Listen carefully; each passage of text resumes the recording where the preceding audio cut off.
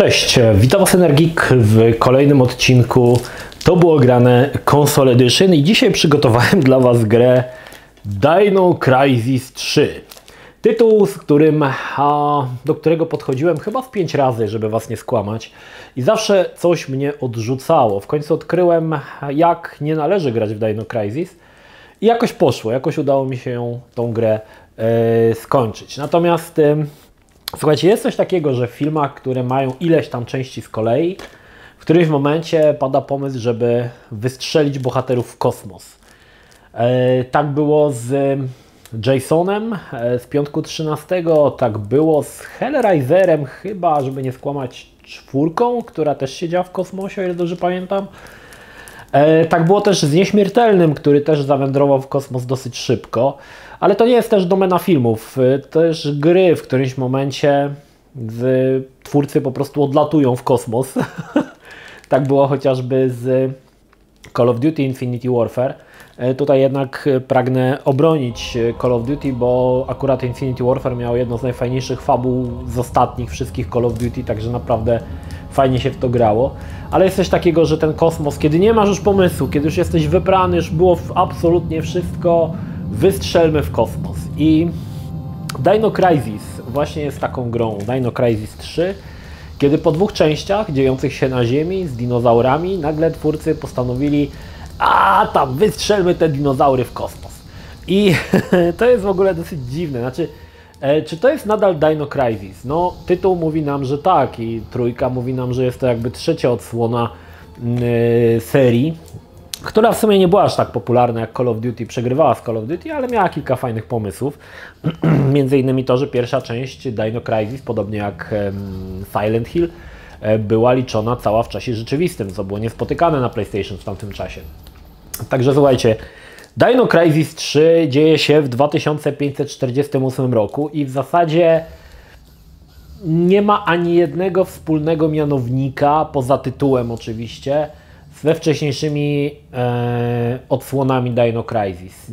Ani bohaterowie, nawet dinozaury, które występują, to nie są takie dinozaury, jak były w 2 pierwszych częściach, tylko jakieś tam zmutowane dzitki, które przypominają dinozaury. Więc jest to zupełnie jakby odleciało całkowicie gdzieś tam od tej serii daleko, daleko. I problem z Dino Crisis jest to, że gdy zaczynasz grać w tą część, zaczynasz grać tak, jakbyś grał survival horror i to jest błąd, bo Dino Crisis 3 nie jest survival horrorem i nie można grać w ten sposób. Jest to strzelanka, do tego dodam dość trudna strzelanka, która dzieje się na statku kosmicznym, na którym mamy właśnie dinozaury, się szwędają, wypuszczone przez złą sztuczną inteligencję, która statkiem dowodzi. Wcielamy się w zasadzie mamy 2 bohaterów, dziewczynę i faceta, nawet nie pamiętam, jak oni się nazywają. Patrick się nazywa główny bohater, a ta dziewczyna nawet nie pamiętam. I sterujemy nimi na zmianę, to znaczy od czasu do czasu gra nas przełącza na drugą postać i możemy grać tą drugą. Natomiast faktycznie tą główną postacią gry jest ten Patrick, ten kosmiczny komandos. Nie mam innego określenia na niego, kosmiczny komandos chyba, który przybywa właśnie na ten statek, no i oczywiście zaczynają atakować ich dinozaury, w zasadzie od razu po intrze już ich atakują dinozaury, no i oczywiście chcą się z tego statku po pierwsze wydostać, a potem dochodzi jeszcze drugi cel, który, jak się domyślacie, niespodzianka, dochodzi, czyli zniszczenie Ziemi przez zaludnienie jej, no właśnie, tymi dinozaurami. No właśnie, no i teraz jaki jest problem? Dino Crisis jest grą, która również jest zrobiona cała w czasie rzeczywistym, nie ma prerenderowanych lokacji i przede wszystkim to jest, słuchajcie, dość dynamiczna strzelanka. W survival horrorach mamy taką jakby tendencję, że gramy w sposób, że zabijamy wszystkich przeciwników, używamy sobie tam różnych rzeczy, które odnawiają energię i tak dalej. Przeładowujemy broń. Tutaj w zasadzie wiele tych elementów w zasadzie wyleciało lub zostało lekko pozmienianych. Dino Crisis, dlaczego powiedziałem, że jest to dynamiczna dosyć strzelanka? Ponieważ bardzo często walczymy z kilkoma, bądź nawet, no nie, kilkunastoma to chyba nie, ale z kilkoma dinozaurami naraz I Patryk ma taki specjalny plecak odrzutowy, który ma jakby określoną moc, ile można go używać i dzięki czemu on może bardzo szybko poruszać się po planszy właśnie na tym plecaku. Służy on między innymi do robienia uników, ale też można przez dłuższy czas się na nim poruszać. I to właśnie polega na tym, żeby uciekać przed tymi dinozaurami, które są tutaj bardzo agresywne i bardzo szybkie, no i oczywiście punktować je z daleka. I to jest ten element, który totalnie różny jest od klasycznego Dino Crisisa. I powiem Wam tak, gdy przez 5 razy, 4 razy, kiedy próbowałem rozegrać partyjkę i zawsze w którymś momencie się blokowałem, już nie chciałem dalej grać, bo to po prostu stwierdzałem, że to nie jest to. Za 5. razem podszedłem do tego całkowicie jak do strzelanki. Trochę się też tak zaparłem w sobie, żeby tą grę ukończyć i mniej więcej gdzieś tak po 30% gry zaczęło mi się coraz bardziej podobać, słuchajcie. Aż gdy jak kończyłem, stwierdziłem, że no nie jest to taka zła gra. Owszem, jest to bardzo kiepski Dino Crisis, ale gra jest całkiem w porządku, tak? No, jakby to się nazywało, nie wiem, przygody Patryka i dinozaurów w kosmosie, to pewnie miałoby lepsze recenzje niż trochę tak na siłę podłączenie do kultowej w niektórych kręgach sagi o dinozaurach. Ale to jeszcze nie wszystko. Bardzo ciekawie rozwiązano tutaj system żyć. W survival horrorach zazwyczaj nie mamy żyć, jeżeli stracimy, ładujemy od save'a. Tutaj twórcy dodali coś, podejrzewam, że to powodem tego było powodem dodania tego było to, że gra jest dość trudna. Dodano coś takiego, co się nazywa lifeline i to są jakby życia. Możemy je sobie dokupować za zebraną kasę, zaraz o tym powiem, dzięki czemu mamy jakby więcej żyć i w momencie, kiedy zginiemy, użyjemy tego lifeline'a i możemy jeszcze raz spróbować przejść dany fragment. Gdy stracimy wszystkie, no to wtedy jest niestety game over. Wspomniałem to tutaj o pieniądzach, bo pełnią one dosyć ważną rolę. Za każdego dinozaura dostajemy pieniądze.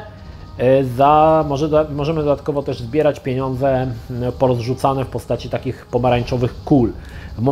I mamy tutaj kolejny taki wskaźnik pieniędzy, czyli im więcej, znaczy może nie pieniędzy, wskaźnik zabitych przeciwników. I on się powoli zapełnia. Z każdym pokonanym przeciwnikiem on się zapełnia. Jeżeli zapełnimy go do końca, pójdziemy do save'a i tam automatycznie ten wskaźnik zostanie zamieniony na pieniądze, dostajemy jakieś dodatkowe bonusy za przejście połowy wskaźnika, znaczy 1/4 chyba, połowy i 3/4. Także tych pieniędzy w którymś momencie gry dosyć dużo dostajemy i możemy je wydawać na różne pierdoły. Możemy oczywiście upgrade'ować energię, upgrade'ować moc naszego jetpacka, również upgrade'ować ten znacznik tych zabitych dinozaurów, przez co za każdym razem możemy coraz więcej zarabiać. Ale to jeszcze nie wszystko, ponieważ też mi się wydaje, że tutaj z tego powodu, że gra była bardzo trudna, twórcy dodali pewnych pomocników. To są takie specjalne drony, są ich 3 rodzaje, które możemy w każdej chwili wypuścić. I te drony, w zależności od tego, jakiego rodzaju dron użyjemy, możemy ich wypuścić od 3 do 5 naraz. I te drony atakują przeciwników. Jest to dosyć krótkie i ten atak trwa jakieś, nie wiem, 2-3 sekundy, ale pomaga nam pokonać przeciwników. Oczywiście dronów mamy określoną ilość i ponownie możemy je kupić za hajs i sobie ich używać. Dlaczego te wszystkie ułatwienia w grze zostały dodane? Ano dlatego, że jak wspomniałem, gra jest dosyć trudna. W zasadzie Patryk na początku gry, który jest w zasadzie najtrudniejszy z całego tytułu, 2 ugryzienia dinozaura i już jest koniec, nie? Po prostu pierwsze uderzenie, jak zobaczyłem, ile zabrało mu energii, to mi szczena opadła. A trzeba dodać do tego, że jeszcze to, że możemy mieć określoną liczbę przedmiotów leczących, chyba że sobie dokupimy dodatkowe sloty, więc używanie tych medipacków, że tak nazwę, dość szybko się kończy, tak? Mamy tych medipacków 3, mały, średni, duży i w zasadzie wierzcie mi, że to się momentalnie kończy, tak? No, te dinozaury są ogólnie za bardzo przekoksowane. Do tego dochodzą walki z bossami, podobnie jak w poprzednich odsłonach. Będziemy mieli kilka razy możliwość powalczenia z dużymi dinozaurami. No i tutaj, słuchajcie, jest masakra. Każdy z tych dinozaurów to jest gąbka na pociski, słuchajcie.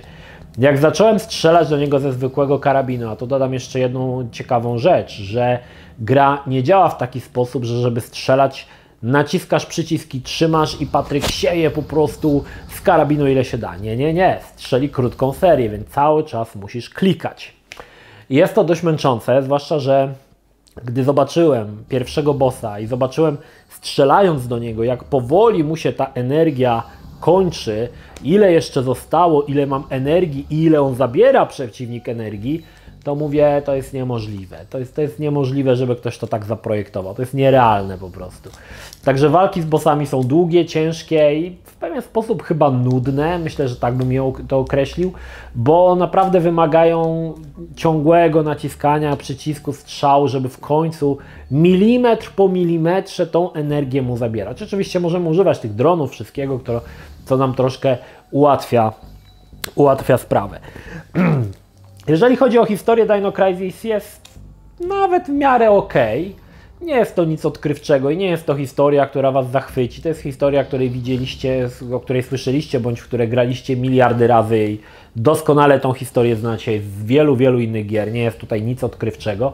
Natomiast muszę pochwalić ze swojej strony oprawę, bo oprawa tego statku, modeli dinozaurów wyglądają naprawdę spoko. Natomiast to, czego nie mogę pochwalić, to to, że gra stworzyła randomowe, może nie randomowe walki, respawnujących się przeciwników i to jest strasznie irytujące. Są lokacje, w których respawn przeciwników jest nieskończony. Z jakiegoś powodu dinozaury po prostu teleportują się do miejsca, w którym jesteś i zaczyna się walka i to jest o tyle irytujące, że tak jak mówiłem, gra jest dosyć trudna. Jeżeli walczymy w ciasnych pomieszczeniach, to jest po prostu już totalna masakra.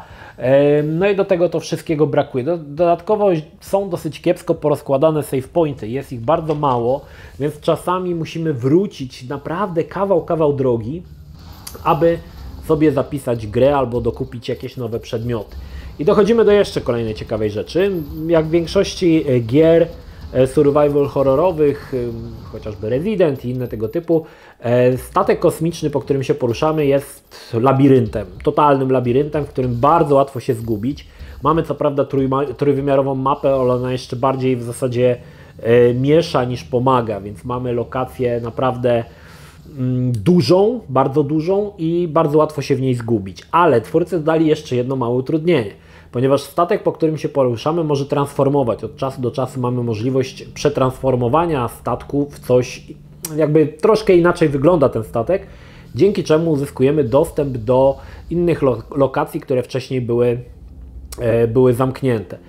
No i słuchajcie, to jest kolejny problem, bo gra doskonale, twórcy doskonale wiedzą, że Ty się zgubisz, więc w pewnym momencie, kilka razy w zasadzie w grze, będziesz miał tak, że jesteś na jednym końcu statku i nagle się okazuje, że musisz przynieść coś, jeden przedmiot musisz przynieść z pomieszczenia, które drzwi sobie otworzysz, ale on jest na samym początku statku.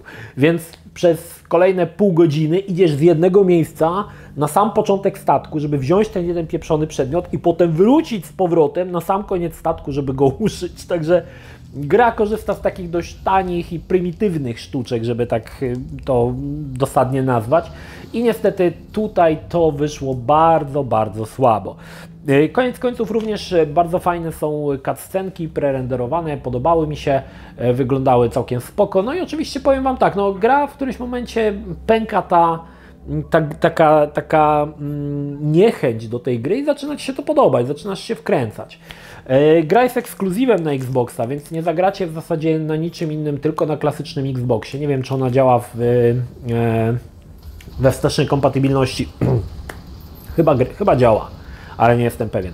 Więc ewentualnie możecie sobie jeszcze zagrać we wstecznej kompatybilności, ale faktycznie trzeba do gry podejść, że to nie jest Dino Crisis. To nie jest Dino Crisis, to nie jest survival horror, który znacie. To jest gra, która w zasadzie łączy się tylko i wyłącznie tytułem z poprzednimi dwoma częściami. Z takim założeniem, kiedy siadacie, zobaczycie, że w którymś momencie zacznie Was ten tytuł wciągać. Ale tak jak mówię, no jest to trudny tytuł. Ostatnio mam dobrą passę do mega trudnych tytułów na Xboxie, bo wcześniej był Breakdown, teraz Dino Crisis. Jeszcze tam coś ogrywam teraz też również ciężkiego, także no, mam dobrą rękę dzisiaj teraz do trudnych tytułów na Xboxie. Pytanie oczywiście jest takie, czy polecić, czy nie polecić. Wiele osób powie, że to jest crap, wiele osób powie, że to jest crap, ale to są osoby, które nigdy w to nie grały. Ze słyszenia wiedzą, że to jest crap. No faktycznie, jeżeli podejdziesz do tego, że jest to kolejna część Dino Crisis, no to jest to crap, faktycznie, to nie jest Dino Crisis. Jest to, jeżeli weźmiemy pod takie założenie, że jest to Dino Crisis, no to jest to mega kiepskie i faktycznie nie ma sobie co tym głowy zawracać. Natomiast jeżeli troszkę się wyzbędziesz tego uprzedzenia, to powiem Ci, że gra jest nawet w porządku. Można sobie w nią pograć, nie jest totalnie zła, ale nie jest też dobra. Myślę, że jest to taki średniak z bardzo wysokim poziomem trudności, które no, ma taki dosyć wysoki próg wejścia, może tak to nazwę. Natomiast jeżeli jesteś zainteresowany, myślę, że warto się tym zapoznać z tym tytułem, szczególnie jeżeli lubisz Dino Crisis, nawet po to, żeby zobaczyć, jak spieprzyli fajną markę, żeby zrobić coś totalnie w ogóle od czapy i innego. Ja powiem Wam tak, no ja się bawiłem ok, nie mogę powiedzieć, że bawiłem się źle, że jest to syf, natomiast no są pewne zastrzeżenia, żeby dobrze się zacząć bawić w Dino Crisis i niewielu pewnie będzie chciało się do tego przekonać, ale jeżeli macie trochę chociaż takiego samozaparcia, no to myślę, że warto się zapoznać, bo jest to tytuł, kolejna odsłona sagi, po której w zasadzie marka już umarła i od tamtego czasu nic się więcej nie pojawiło, przynajmniej ja o niczym nie słyszałem, i więc ta gra pewnie przyczyniła się do zakończenia żywota marki Dino Crisis. Wiele osób nawet nie wiedziało, że wyszła trzecia część, dlatego pewnie tutaj po komentarzach też będzie w komentarzach się pojawiła informacja, że nigdy nie wiedziałem, że trzecia część wyszła. Także jeżeli jesteście zainteresowani, myślę, że warto po to sięgnąć, a osoby, które szukają przedłużenia rozgrywki z poprzednich dwóch części, lepiej sobie niech dadzą spokój. To tyle.